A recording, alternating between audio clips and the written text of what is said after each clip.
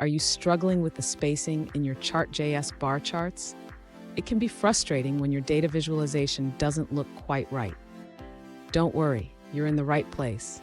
Today, we're going to show you how to increase the separation between the border and the bar in your charts. I totally get it. Having your bars too close to the border can make your chart look cluttered and unprofessional. You're not alone in this. Many developers face this issue when working with Chart.js.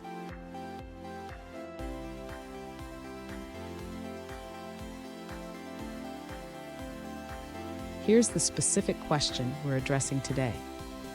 One user asked, how do I increase the separation between the border and the bar in Chart.js? This is a common concern, especially when trying to make your charts more visually appealing. So what causes this issue? By default, Chart.js has certain padding and margin settings that might not suit your design needs. Understanding how to adjust these settings will help you create cleaner and more effective charts. And stick around. At the end of this video, I'll share a quick tip that can elevate your charting skills even further. To increase the separation between the border and the bar in Chart.js, the user should start by adjusting the layout options. Specifically, they need to modify the padding settings in the Options object. Next, the user should add the Layout property to the Options object. Inside this property, they can specify the padding values for the top, bottom, left, and right.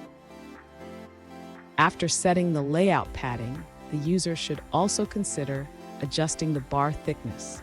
This can help create a more balanced appearance between the bars and the chart border. Finally, the user can test the changes by refreshing the chart. They should see an increased separation between the bars and the chart border, enhancing the overall visual appeal.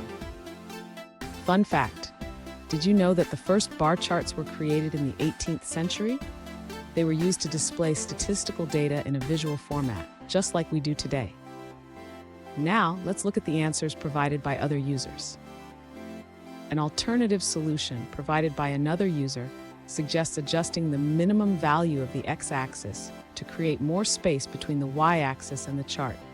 Specifically, they recommend setting the minimum date to a few days earlier using the moment library. Here's that quick tip I promised. Always preview your charts after making adjustments. This will help you catch any spacing issues early on. And there you have it. You should now have a better understanding of how to increase the separation between the border and the bar in your Chart.js charts. If you found this video helpful, please subscribe for more tips and tricks on data visualization.